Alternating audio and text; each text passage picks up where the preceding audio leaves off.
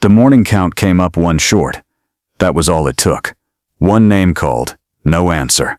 The American guards moved fast, not running, but the kind of walking that is almost running, the kind that happens when protocol has been broken and nobody yet knows how badly. The other prisoners stood in the yard in their usual rows, eyes forward, faces careful. They knew where he was. They had known since before sunrise. None of them had said anything. He had found the seeds 3 weeks earlier. A small paper envelope, half empty, fallen behind the supply shed near the east fence. He didn't know whose they were. The label was in English, and his English wasn't good enough for seed packets. He put them in his coat pocket anyway, and said nothing to anyone. For 2 weeks he carried them through roll calls and meal lines and the long empty hours of the afternoon, until the morning in April when the ground finally softened enough. The sergeant with the clipboard called the name again, louder this time, into the cold morning air. From somewhere behind the main building, faintly, came the sound of a spade hitting dirt. The camp had been running since October.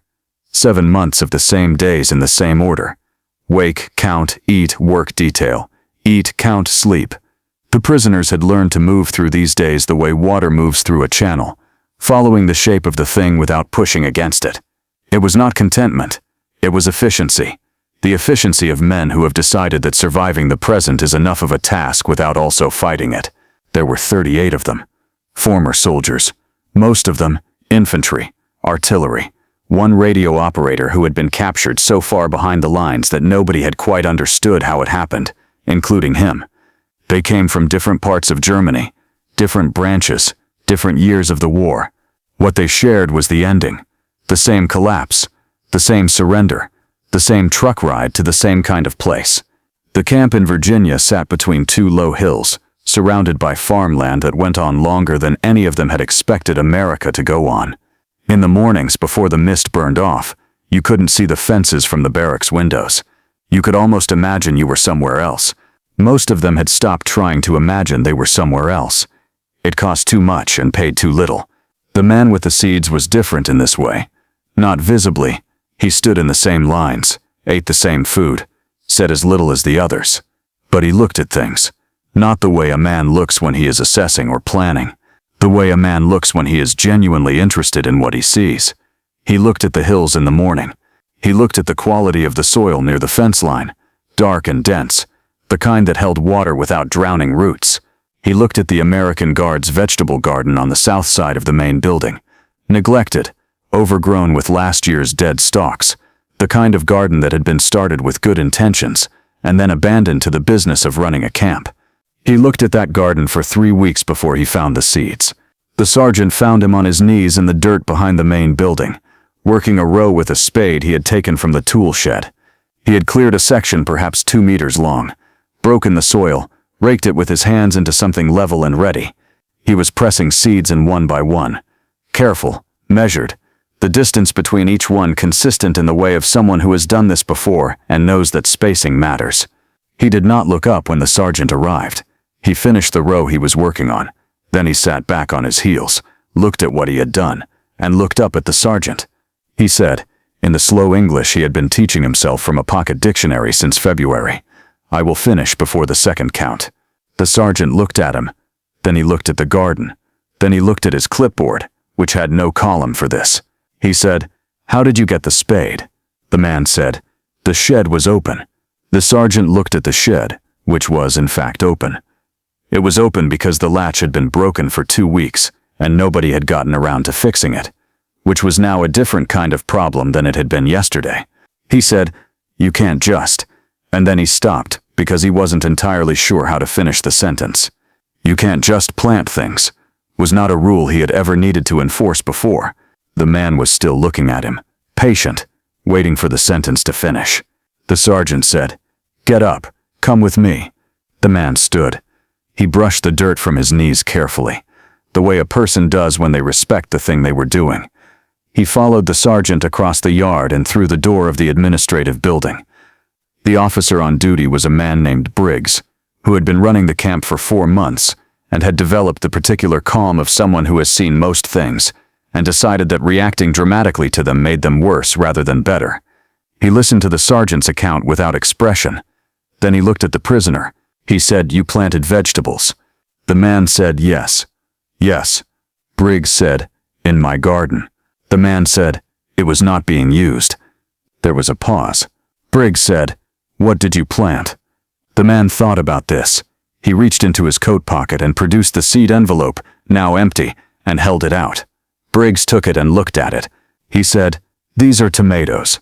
The man said, "I thought perhaps carrots. My English is not good enough for seed packets." Briggs looked at the envelope again, then at the man, then at the sergeant, who had the expression of someone who has no idea what the correct procedure is, and is hoping someone else does. Briggs said, "Did you damage anything?" The man said, "No. I cleared the dead growth. The soil is better now than it was." Briggs set the envelope down on his desk. He looked at it for a moment. He said, "Go back to your barracks. You'll be counted with the others at second count." The man nodded. He turned to go. At the door he stopped and said, without turning around, "The tomatoes will need water every 2 days. The soil holds moisture, but not for long." Then he left. The sergeant looked at Briggs. Briggs looked at the empty seed envelope on his desk. He said, "Fix the shed latch." The sergeant said, "Yes, sir." He said, "And water the tomatoes." The sergeant said, "Sir?" Briggs said, "Every 2 days. The soil holds moisture, but not for long." Word moved through the camp, the way word always moved, in whispers, in pieces, never quite complete. By the evening meal, every prisoner knew what had happened. Most said nothing about it. Some exchanged looks over their trays. The older ones, the ones who had been in the camp longest, ate their food and did not react in either direction, which was the response of men who had learned to wait for the meaning of a thing to reveal itself before deciding how to feel about it. The man with the seeds ate his meal and went to his bunk and read from the pocket dictionary he kept under his mattress. He was on the G's. 3 days later, the sergeant appeared in the yard with a watering can and went to the south side of the main building and watered the tomatoes. He did this without ceremony, without looking at the prisoners, with the focused efficiency of someone completing a task on a list. When he was done, he went back to his duties. 2 prisoners watched from the barracks window. One said nothing. The other said very quietly, "He watered them." The first one said, "Yes." The second one said, "They're going to grow." The first one said, "Probably." They stood at the window a while longer, then they went back to what they had been doing. The tomatoes did grow, slowly at first, then with the particular insistence of things that have been given the right conditions and decide to use them. By June there were green fruit on the vines, hard and small. By July they had turned. By August they were red and heavy, and more numerous than the garden had any right to produce given how little anyone had expected from it. The man who had planted them was assigned to the harvest detail, which the camp organized with the same efficiency it organized everything else: a roster, a schedule, a crate for collection. He worked through the vines methodically, checking each tomato before picking it, leaving the ones that needed another day. The sergeant watched from a distance and did not interfere. At the end of the harvest, Briggs had the tomatoes counted. There were enough for the camp kitchen for 2 weeks. He told the cook to use them as he saw fit. That evening, the meal included a tomato sauce over the usual bread. It was not a remarkable sauce. It was the sauce of a camp kitchen, working with what it had, but it was made from something that had come out of the ground of that place, planted by a man who hadn't been asked to plant it, and hadn't asked permission, who had carried seeds in his pocket for 2 weeks through roll calls and meal lines until the morning the ground was ready. Nobody made a speech about it. Nobody needed to.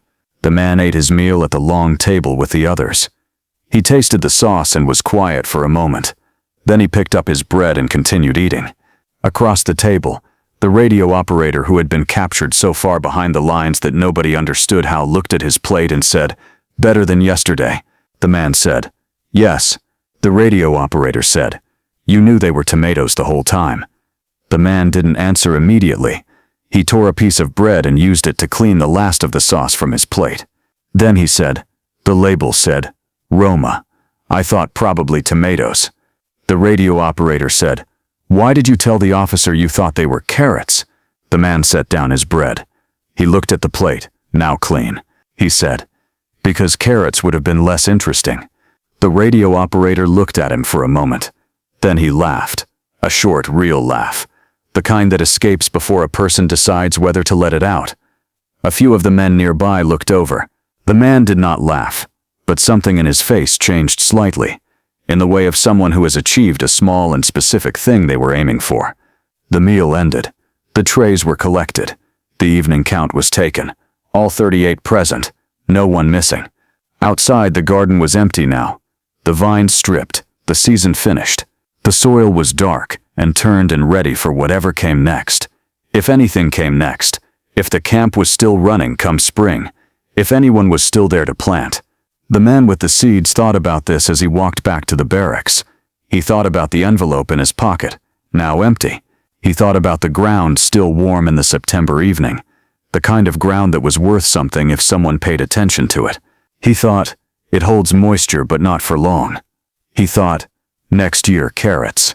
He went inside. The door closed. The perimeter lights came on one by one. The camp settled into the night the way it always settled. Quietly, without drama, 38 men finding their way to sleep in a place that was not home and was not war and was something they didn't have a name for yet. The light above the administrative building stayed on, as it always did. Through the window, Briggs sat at his desk, finishing his paperwork. On the corner of the desk, held down by a stapler, was an empty seed envelope. He had kept it without quite deciding to. He would keep it for years, in the same desk drawer it ended up in that night, through moves and promotions and the long paperwork of peacetime. He was never entirely sure why. Some things you keep because they explain something you haven't found the words for yet.